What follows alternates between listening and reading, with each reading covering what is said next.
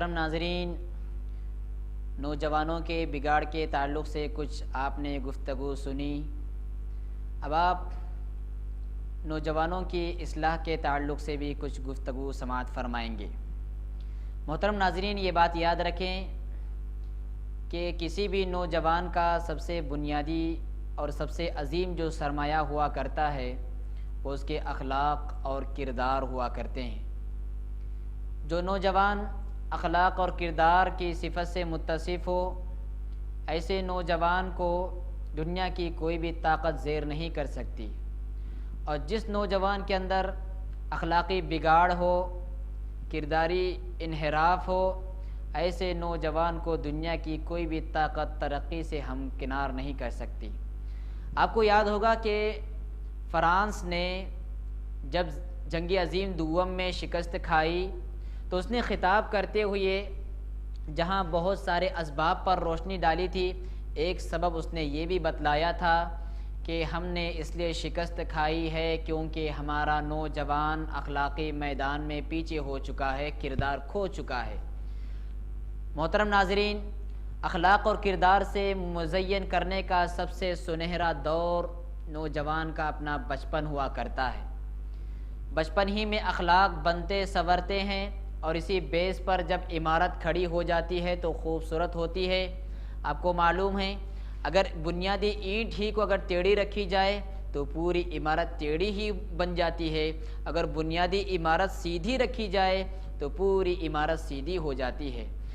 بچپن میں چونکہ بچے کا ذہن ایک کورے کاغذ کی طرح ہوتا ہے، اس پر جو بھی آپ نقش کریں گے اس کے لیے وہ نقش قدم بن جائے گا۔ اسی لیے ہم آپ کو یہ پیغام دیتے ہیں کہ نوجوان نسل نوجوان بننے سے پہلے، نوجوانی کی عمر کو پہنچنے سے پہلے اس کے اپنی تعلیمی اور کرداری تربیت اچھی طرح انجام دیں۔ یہ بات یاد رکھیں، نوجوان بگڑتے ہوں یا سنورتے ہوں،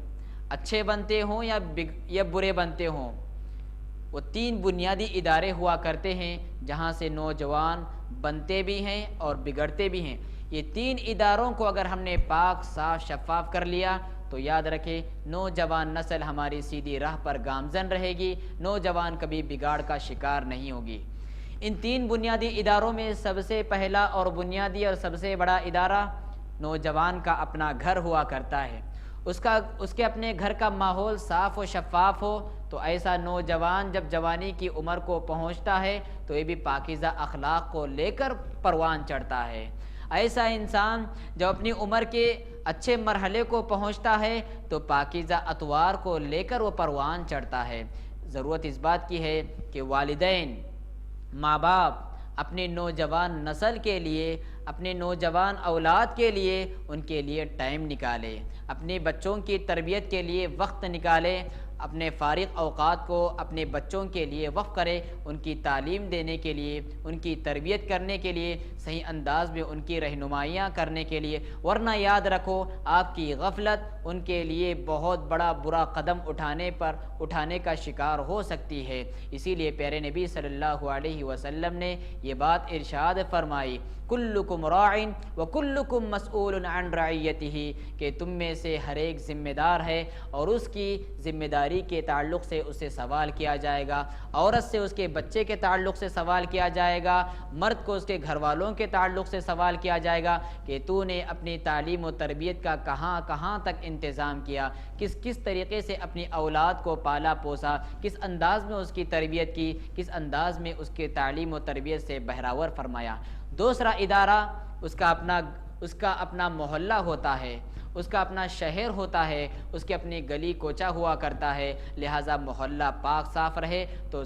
تو نوجوان نسل جو محلے میں پنپتی ہے، محلے میں چلتی پھرتی ہے، وہ بھی پاک صاف ہوا کرتی ہے۔ اس کا اپنا تیسرا ادارہ اور بنیادی ادارہ اسکول ہوا کرتا ہے۔ اکثر اسکولوں میں دیکھا جاتا ہے تعلیم کا تو اہتمام ہے، بلند تعلیم کا تو اہتمام ہے، لیکن تربیت کا وہاں پر کوئی اہتمام نہیں ہوتا، جس کی وجہ سے نوجوان نسل انحراف کا شکار ہو جاتی ہے، بگاڑ کا شکار ہو جاتی ہے۔ تو ضرورت اس بات کی ہے کہ اسکول میں ہم جہاں پر نوجوان نسل کو تعلیم دیتے ہیں وہیں پر تربیت کا انداز بھی ہونا چاہیے، تربیت کا پہلو بھی داخل نصاب ہونا چاہیے، اس لیے کہ تعلیم کے ساتھ ساتھ تربیت بڑا معنی رکھتی ہے۔ ہمارے کئی اسلاف ایسے تھے جو اپنی نوجوان نسل کو یہ وصیت کیا کرتے تھے اسکول جاتے ہوئے، کالج جاتے ہوئے، یا بنی لأن تتعلم بابا واحدا من ابواب الادب احب الی من ان تتعلم 70 بابا من ابواب العلم۔ اے میرے پیارے لڑکے، اسکول جا رہے ہو، کالج پڑھنے جا رہے ہو،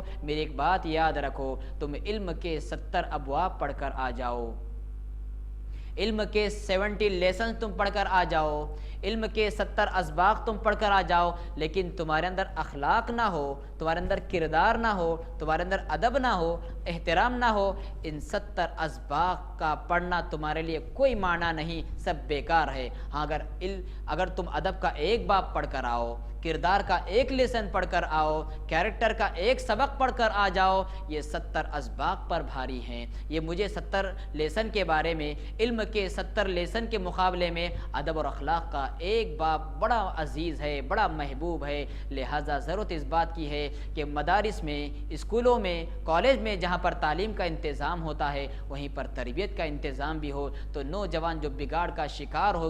ہو رہی ہے وہ سدھار بھی پیدا اپنے اندر کر سکتی ہے۔ وآخر دعوانا ان الحمد للہ رب العالمین۔